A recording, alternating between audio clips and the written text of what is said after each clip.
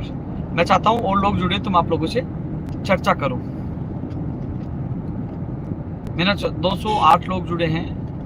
मैं बहुत दिनों बाद आप लोगों से लाइव के माध्यम से रूबरू हो रहा हूं और आप लोगों से मैं कुछ चर्चा भी करना चाहता हूं और लोग जुड़ जाए जिससे मैं मेरी बात रख सकूं। इतना जरूर कह सकता हूं, मैंने जब इस लाइव शुरू किया तो युवा तक लिखा, तो इसका मतलब है युवा तक मैं अच्छा मैसेज भी दूंगा। बिल्कुल, अब मैं मेरी बात रखना शुरू करता हूं। करीब 227 लोग जुड़ चुके हैं और क्योंकि आप लोगों से मैं जुड़ा रहा हूं, 12 साल आपके बीच रहा हूं, एक आत्मीय संबंध, हमारे एक परिवार जैसा संबंध आप लोगों से बना है। साथियों, मैं चर्चा पॉलिटिकल के साथ साथ मैं चर्चा युवाओं के भविष्य को लेकर भी करूंगा। थोड़ी मैं पॉलिटिकल इसलिए चर्चा कहना चाहूंगा, मैंने पहले भी चर्चा की थी, क्योंकि युवाओं का प्रतिनिधित्व सरकार में होना चाहिए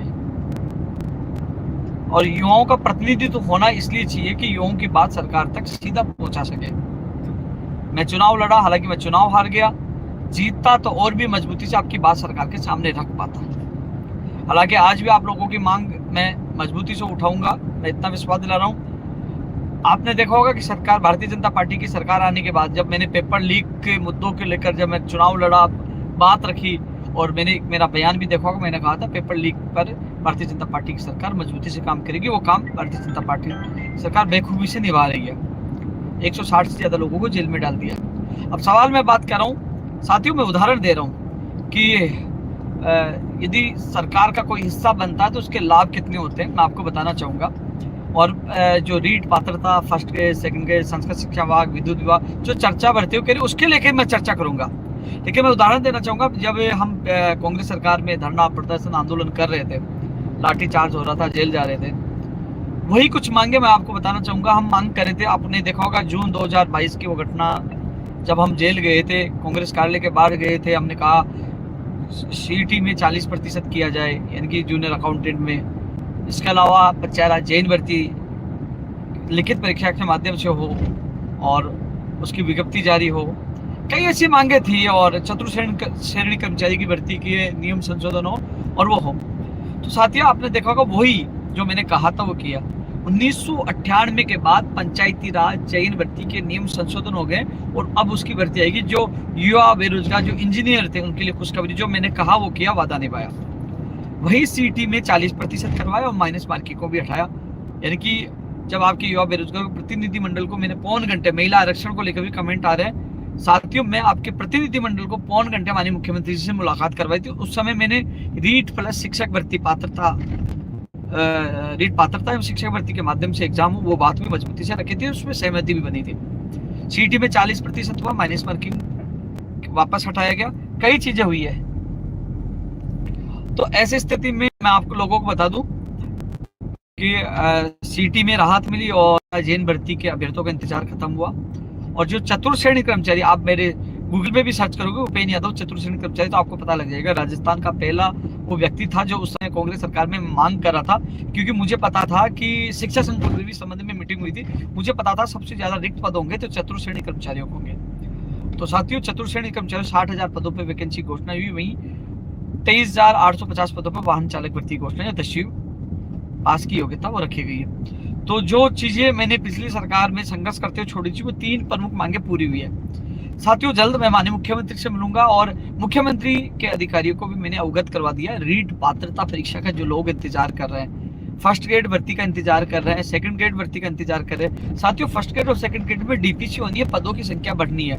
राज्य सरकार की मंशा पदों की संख्या अच्छी हो, तो मैं भी चाहता हूं पदों की संख्या फर्स्ट ग्रेड में भी अधिक हो, सेकंड ग्रेड में भी हो। कंप्यूटर अनुदेशक भर्ती के लिए मैंने युवाओं से वादा किया था और मैं फिर विश्वास दिला रहा हूँ, कंप्यूटर अनुदेशक भर्ती भी आएगी, फर्स्ट ग्रेड भी आएगी, सेकंड ग्रेड भी आएगी। कई लोगों को अलग अलग भर्तियों को लेकर मैंने पहले भी एक लाइव में एक बात कही थी कि पुलिस कांस्टेबल की बड़े पदों पर भर्ती आए, ये बात मैंने सरकार के सामने भी रखी थी। तो कांस्टेबल जो पुलिस भर्ती का इंतजार करने वाले अभ्यर्थियों को भी राहत मिले। मैं लगातार युवाओं की, जब भी मेरी मुलाकात मंत्री अधिकारियों से होती है, मैं बात रखता हूँ। लेकिन मैंने मुख्यमंत्री जी से समय मांगा है कि जो रिक्त पद हैं, क्योंकि अभी जो घोषणा की गई है, क्योंकि साथियों मैं आपको बता दूं, पंचायत जैन भर्ती और इसके अलावा जो चतुर्श्रेणी कर्मचारी और वाहन चालक भर्ती, क्योंकि इनकी नियम संशोधन की अधिसूचना जारी होगी। मैं पुनः रिपीट कर रहा हूं, अभी कैबिनेट से अनुमोदन हुआ है, अभी राज्यपाल महोदय की जाएगा, राज्यपाल महोदय से आने के बाद डीओपी कार्मिक विभाग से अधिसूचना जारी होगी और अधिसूचना जारी होने के बाद भर्ती का रास्ता खुलेगा। अब कुल मिलाकर यह है कि अब भर्ती का रास्ता तो खुल चुका, लेकिन विज्ञप्ति जारी हो जाएगी। तो मैं प्रयास कर रहा हूं कि जल्द से जल्द इन तीनों भर्तियों की, वाहन चालक अलग भर्ती होगी, चतुर्श्रेणी कर्मचारी अलग होगी और पंचायत राज इनकी अधिसूचना जल्द जारी हो। इसके अलावा रीट पात्रता परीक्षा, मैं जानता हूँ, मैं कभी आप लोगों को नहीं बोला, मैं मुख्यमंत्री जी से जब मुलाकात की थी जून में और उसके बाद भी मैंने मुलाकात की थी, तो मुख्यमंत्री जी के सामने आप लोगों को कई बातें रखी थी। मुख्यमंत्री जी की मंशा बिल्कुल अच्छी, उन्होंने कहा था कि मैं एक भी पद रिक्त नहीं छोड़ना चाहता, युवाओं को ज्यादा ज्यादा रोजगार देना चाहता हूँ। तो साथियों, मेरा जो अनुभव है, मेरे से ज्यादा आप शायद किसी को नहीं पता होगा कि मैंने युवाओं के लिए 12 साल संघर्ष किया, तो मुझे पता है कि कौन सी भर्ती से क्या लाभ है सरकार को, क्या युवाओं को लाभ है। तो जब भी मुख्यमंत्री जी से मेरी मुलाकात होगी तो साथियों मैं आपकी भर्तियों की मांग जरूर रखूंगा। और अध्यापक भर्ती लेवल 2 के लिए पहले भी मैं डिबेट के माध्यम से मैंने कहा था, मैं एक बात पुनः आपको बता दूं, सरकार के अधिकारियों तक भी मैंने बात पूछा दी है कि साथियों, जो प्रश्नों का विवाद व रिवाइज परिणाम आ रहा है, जो लगे हुए शिक्षक भी घबराए हुए हैं, दूसरी तरफ वो युवा भी हैं जो रिवाइज रिजल्ट में उन लोगों का जो न्यायालय में गए थे, वो कह रहे थे कि हमारे क्वेश्चन सही थे, हमें लिया जाए। तो मैं आपकी स्थिति स्पष्ट कर दूं, ऐसा मामला पूर्ववर्ती कांग्रेस सरकार में भी आया था। कांग्रेस सरकार में रिवाइज हुआ, लेकिन सरकार बदल गई, सरकार भारतीय जनता पार्टी की आ गई 2013 में। तो उसमें मुकेश टेलर और रामचंद्र कुमावत का एक फैसला आया, उसमें यह था कि कोई जो नया व्यक्ति आया है उसको लिया जाए, उसको ज्वाइनिंग दी जाए, लेकिन जो पहले से लगे हुए हैं उनको बाहर नहीं किया जाए, उनके लिए छाया पद सर्जित किया जाए। तो अभी फाइनल परिणाम नहीं आया, अभी परिणाम कमेटी का जो रिजल्ट आने के बाद स्थिति स्पष्ट होगी, कितने लोग प्रभावित हो रहे हैं या नहीं हुए या क्या हुआ, वो तो आने वाले परिणाम के बाद स्थिति स्पष्ट होगी। इसके बाद सरकार लीगल ओपिनियन लेगी, क्योंकि साथियों वो फैसले जो रामचंद्र कुमावत के, जो मैंने मुकेश टेलर का फैसला बताया, वो बहुत पहले के फैसले थे। उसके बाद क्या न्यायालय की स्थिति है, तो वो लीगल ओपिनियन के बाद ही स्थिति स्पष्ट होगी। लेकिन मैं इतना जरूर कह रहा हूँ, किसी के साथ गलत नहीं होगा, अच्छा होगा, इंतजार करें। कई बार मामले न्यायालय में विचाराधीन या न्यायालय में होने से कई चीजें स्पष्ट तौर पर नहीं बोली जा सकती, क्योंकि वो अवमानना के अंतर्गत आती है। मान लो न्यायालय के आदेश पर ही कमेटी बनी है और न्यायालय के आदेश की पालना में हम कहे कि साहब हम ये कर देंगे, वो अवमान हो जाती है। ऐसी स्थिति में कमेटी के परिणाम के बाद ही सरकार एक छात्र हित में निर्णय लेगी, किसी के साथ गलत नहीं होगा, मैं आप लोगों को इतना सा मैं कह सकता हूँ। इसके अलावा जो कंप्यूटर अनुदेशक के मैसेज आ रहे हैं, महात्मा गांधी के स्कूल के मैसेज आ रहे हैं, तृतीय श्रेणी स्पीड में है, लेवल 2 के बारे में बोल चुका हूं। और MGGS महात्मा गांधी कौन सी है भैया ये स्कूल, जिनका शायद मुझे लगता है कि जिनके एग्जाम हुई है, परिणाम वाले हैं। तृतीय श्रेणी शिक्षक भर्ती महिला आरक्षण में जो मेरी बात थी मैं रख चुका हूँ साथियों, आपके साथियों के सामने रख चुका हूँ। मैंने कोई आइडिया भी बताया था और मैं दोबारा जब माननीय मुख्यमंत्री से मिलूंगा तो आपकी बात रखूँ। रीट पात्रता परीक्षा, मैं वादा कर रहा हूँ जब भी मुख्यमंत्री जी से मुलाकात करूंगा मैं मजबूती से आपकी बात रखूंगा और रीट पात्रता परीक्षा की तिथि जारी करवाने की कोशिश करूंगा। तो रीट पात्रता परीक्षा के लिए मुझे पता है लोग इंतजार कर रहे हैं और अलग अलग भर्तियों के लोग मुझे मैसेज, ऊर्जा विभाग की भर्तियों के मैसेज आ रहे हैं। तो साथियों, मेरे से जितना होगा PTI वैकेंसी कब तक, तो साथियों रिक्त पदों पर मैं माननीय मुख्यमंत्री से जब एक बार पुनः जब मुलाकात करूंगा तो मैं कहूंगा विभागों में जो रिक्त पदों पर कैलेंडर जारी करके और भर्तियों के बारे में विवरण युवाओं के सामने जारी किया जाए, जिससे युवा जो इंतजार कर रहे हैं वो अपनी तैयारी उसी हिसाब से करें।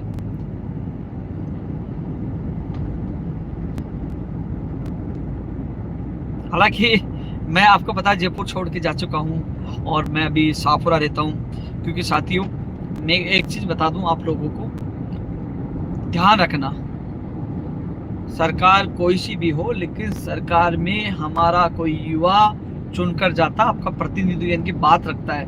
आज मैं चुनाव जरूर हारा हूं लेकिन मेरे दिल में युवाओं के हित में बात रखने का जज्बा आज भी है और जब भी मुख्यमंत्री जी से मिलता हूं मैं युवाओं के अलावा कुछ बात नहीं करता। युवा प्लस मेरी शाहपुरा विधानसभा क्षेत्र की जनता की वो विभिन्न मांगे, क्योंकि मैं चुनकर जब शाहपुरा से 28 में पहुंचूंगा तब भी आपकी आवाज बुलंद करूंगा। क्योंकि वहां पहुंचूंगा तो शाहपुरा की जनता की आवाज बुलंद के साथ साथ उन युवाओं की आवाज बुलंद करूंगा, क्योंकि मैं केवल आप लोगों के लिए, मैं जानता हूं मेरे से ज्यादा कोई दर्द नहीं जान सकता, क्योंकि मैंने धरना दिया, प्रदर्शन किया, अनशन किया, लाठियां खाई, तो मैं जानता हूं आपका दर्द। आपकी जो रोडवेज भर्ती की भी मैंने बताया था, मैंने एक ट्वीट किया था, रोडवेज में जितनी भर्ती आएंगी, तो मैं कोशिश कर रहा हूँ। बिजली फर्स्ट ग्रेड सही है। देखो साथियों, फर्स्ट ग्रेड सेकंड ग्रेड में थोड़ा सा इसलिए समय लगेगा, डीपीसी होगी तो पदों की संख्या बढ़े, और आप भी चाहते हो कि पदों की संख्या बड़ी होनी चाहिए, आप भी चाहते हो। संस्कृत शिक्षा विभाग में मैंने पहले बोला था, लाइब्रेरियन और पीटीआई भर्ती की जो अभ्यर्थना कर्मचारी चयन बोर्ड जा चुकी है। मुझे कुछ दिन पहले अधिकारियों ने कहा कि तैयार होगी, भेज रहे, तो मेरे हिसाब से जा चुकी होगी। वीडियो की नई वैकेंसी के मैसेज आ रहे हैं। तो साथियों, जितना मुझसे होगा, मुलाकात कब होगी, समय मांगा है, जब भी मुलाकात होगी तो तस्वीर आपके सामने होगी, मैं आपकी बात मजबूती से रखूंगा। 381 करीब 400 लोग मुझे लाइव देख रहे हैं, और हालांकि मैं आप लोगों से दूर जरूर गया हूं, मेरी मजबूरी। साथियों, मैं एक चीज और स्पष्ट कर दूं, क्यों मैं चुनाव हारा हूं इस वजह से आप लोगों को छोड़कर नहीं गया। मैं केवल इसलिए कि जो जून 2022 की बात है या 21 में, जब मैंने युवा बेरोजगार महासम्मेलन त्रिवेणी नगर में आयोजित किया था, तत्कालीन शिक्षा मंत्री बीडी कल्ला जी और धर्मेंद्र राठौड़ जी थे, उनके सामने मैंने ऐलान कर दिया था, क्योंकि 12 साल हो चुके थे, मेरी एक बच्ची है 4 साल की, मेरे माता पिता परिवार है, तो उनकी सेवा के लिए मुझे जाना था। जब कांग्रेस के नेता मंत्री वहां मौजूद थे, तब मैं चुनाव नहीं भी लड़ता, तो एक समय होता है, आपको पता है, महेंद्र सिंह धोनी भी गया, सचिन भी गया, तो एक समय होता है किसी व्यक्ति के कार्यकाल का।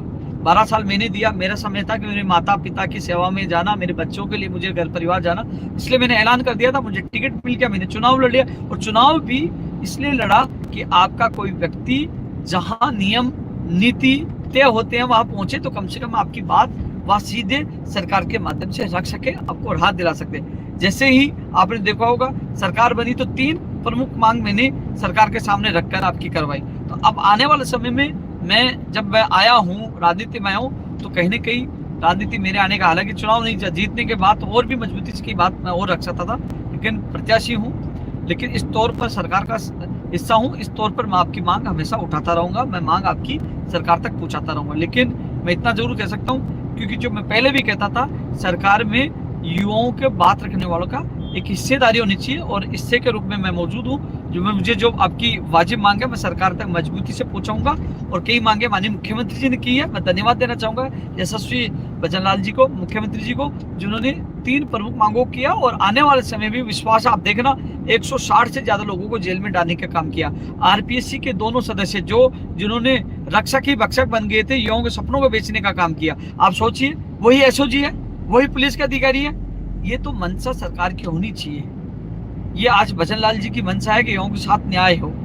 आज उन्होंने जेल में डाला, अन्यथा उनके जैसे चलते लिपापोती हो जाती, लेकिन उन्होंने कहा कि बड़े बड़े मगरमच्छ जेल के अंदर होंगे, पकड़े जाएंगे, तो इसके बदौलत आप देख लीजिए 160 से ज्यादा अपराधी जेल के अंदर है, लोगों की डिग्रियां जांच हो रही है, लोगों के खिलाफ कार्रवाई हो रही है। तो ये मुख्यमंत्री जी की मंशा को आपको पता है कि वो चाहते हैं किसी गरीब किसान आम आदमी के बेटे और बेटियों के साथ अन्याय नहीं होना चाहिए, न्याय होना चाहिए। तो साथियों, ये कार्रवाई तो हो ही रही है, लेकिन भर्तियों को लेकर भी वो चिंतित है। उनका एक ही मंशा, जब मैं पौन घंटे में युवाओं बेरोजगारों के प्रतिनिधि मंडल के साथ मिला, तो उन्होंने कहा था कि मैं चाहता हूँ ज्यादा से ज्यादा युवाओं को रोजगार मिले। तो साथियों, मुझे उम्मीद है, अभी मैं भगवान के शरण में जा रहा हूँ, जब मैं दर्शन करके वापस लौटूं, मुझे उम्मीद है मुझे माननीय मुख्यमंत्री से जल्द मिलने का समय मिलेगा, और मुझे मिलने का जब समय मिलेगा तो आपकी मांग मैं मजबूती से, युवाओं की बात मैं मजबूती से रखूंगा। कमेंट मुझे देख रहा हूँ, संस्कृत शिक्षा विभाग के लिए भी है, नई पशुधन सहायक भर्ती के लिए भी है, टेक्निकल हेल्पर की जांच और महिला आरक्षण, EO RO, programmer, Mahatma Gandhi school lecturer, Rajasthan police, विशेष शिक्षक, न्यू रीट, चिकित्सा विभाग की भर्ती, विद्युत विभाग की भर्ती, वीडियो न्यू वैकेंसी, कई चीजें हैं, रीड लेवल 2 के अभ्यर्थी, कई ऐसे हैं जो कह रहे हैं, तो मुझे सब याद है। एसआई भर्ती, बिल्कुल मुझे सब याद है। तो साथियों, मैंने सोचा कि कई दिन हो गए, मुझे आप लोगों की याद भी आ रही थी। हकीकत है, मैं आप सबको मिस करता हूँ, क्योंकि जब मैं युवाओं के बीच में रहता था, इतना प्यार मिलता था, हम लोग एक चीज तो आप लोगों को भी लग गया होगा, कि चाहे पुलिस की लाठी हो चाहे पुलिस हो, डरता किसी के बाप से नहीं था, युवाओं के लिए लड़ता था। आज जब भी कोई दिक्कत युवाओं पे आती थी, सबसे पहले सीना तान कर खड़े हो जाता था कि मेरे युवा के लिए मैं तैयार हूं। और साथियों, मैं कोशिश करूंगा जब समय मिलेगा मुख्यमंत्री से मुलाकात करके फिर आप लोगों से, कृषि परीक्षा का मैसेज आया है तो आप लोगों से लाइव के माध्यम से आप लोगों से फिर चर्चा करूंगा। साथियों, आप सबने इतना प्यार दिया, सम्मान दिया, जिसके लिए तो मैं आभारी हूँ। और बीच बीच में मैं जब भी समय मिलेगा मैं लाइव आता रहूंगा, और जब मुख्यमंत्री से मुलाकात होगी उसके बाद भी आपसे लाइव आकर मैं चर्चा करूंगा। तो साथियों, तब तक के लिए अलविदा। 1 मिनट भाई।